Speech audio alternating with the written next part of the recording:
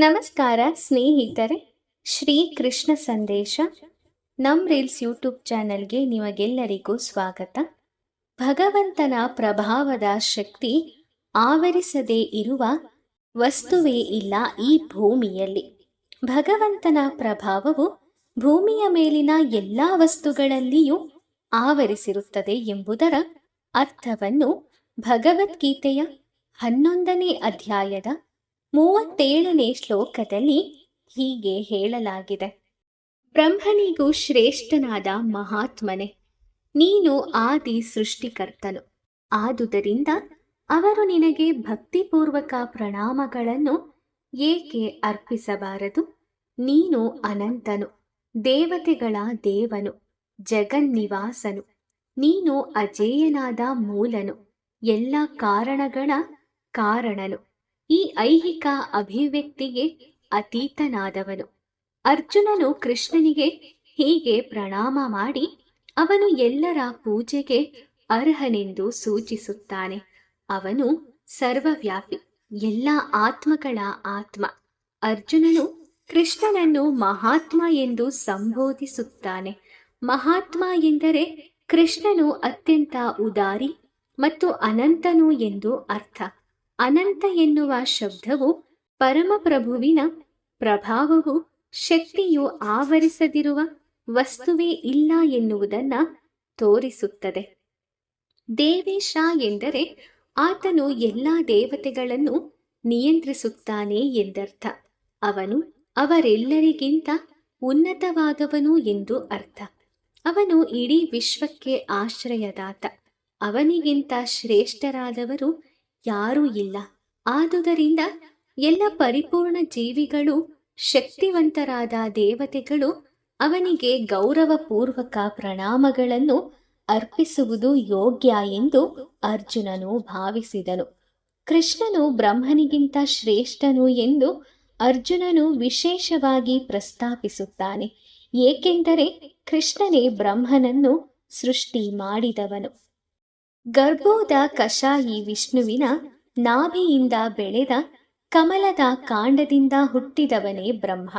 ವಿಷ್ಣುವು ಕೃಷ್ಣನ ಸ್ವಾಂಶ ವಿಸ್ತರಣೆ.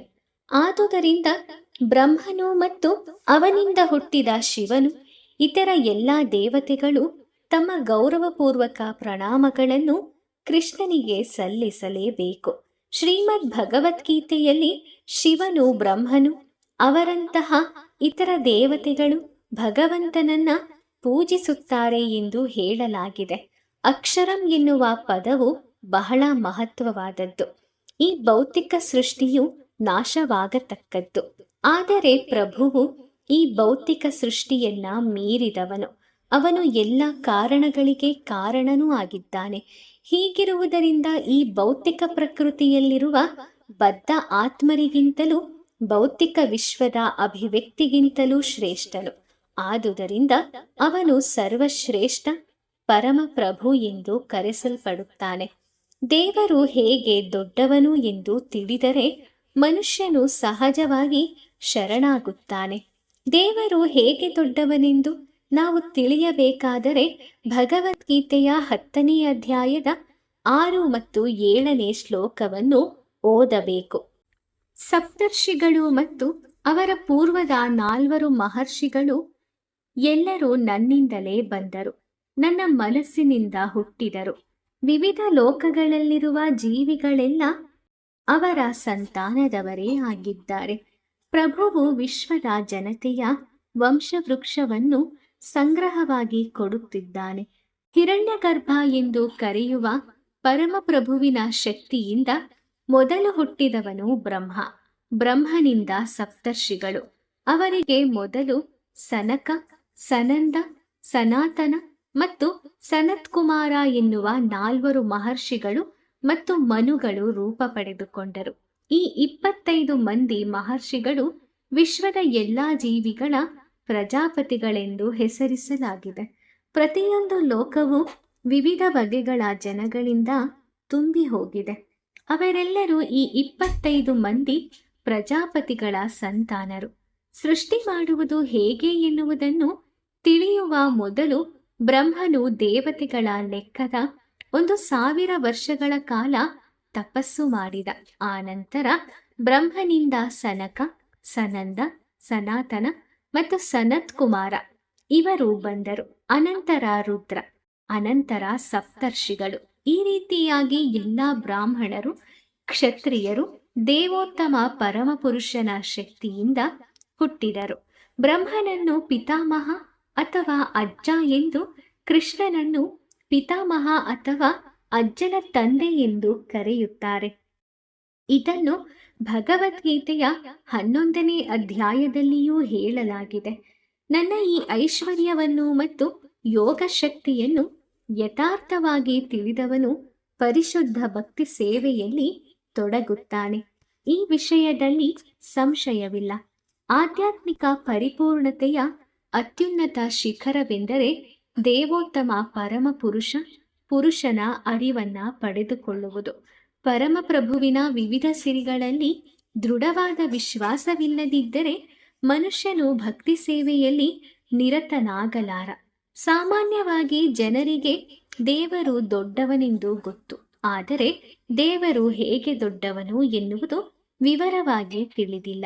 ವಿವರಗಳು ಇಲ್ಲಿವೆ. ದೇವರು ಹೇಗೆ ದೊಡ್ಡವನು ಎಂದು ಯಥಾರ್ಥವಾಗಿ ತಿಳಿದರೆ ಮನುಷ್ಯನು ಸಹಜವಾಗಿಯೇ ಶರಣಾಗುತ್ತಾನೆ ಮತ್ತು ಪ್ರಭುವಿನ ಭಕ್ತಿ ಸೇವೆಯಲ್ಲಿ ನಿರತನಾಗುತ್ತಾನೆ. ಪರಮಪ್ರಭುವಿನ ಸಿರಿಯನ್ನು ಯಥಾರ್ಥವಾಗಿ ತಿಳಿದುಕೊಂಡಾಗ ಅವನಿಗೆ ಶರಣಾಗುವುದಲ್ಲದೆ ಬೇರೆ ಮಾರ್ಗವೇ ಇಲ್ಲ. ಶ್ರೀಮದ್ ಭಾಗವತ, ಭಗವದ್ಗೀತೆ ಮತ್ತು ಇಂತಹ ಇತರ ಸಾಹಿತ್ಯದಲ್ಲಿನ ವರ್ಣನೆಗಳಿಂದ ಈ ಯಥಾರ್ಥ ಜ್ಞಾನವನ್ನು ಪಡೆಯಬಹುದು. ಈ ವಿಶ್ವದ ಆಡಳಿತ ನಿರ್ವಹಣೆಯಲ್ಲಿ ಲೋಕಗಳ ವ್ಯೂಹದಲ್ಲೆಲ್ಲ ಬೇರೆ ಬೇರೆ ಸ್ಥಳಗಳಲ್ಲಿರುವ ದೇವತೆಗಳು ಇದ್ದಾರೆ. ಆದರೆ ಮುಖ್ಯವಾದವನು ಬ್ರಹ್ಮ, ಶಿವ, 4 ಕುಮಾರರು ಮತ್ತು ಇತರ ಪ್ರಜಾಪತಿಗಳು.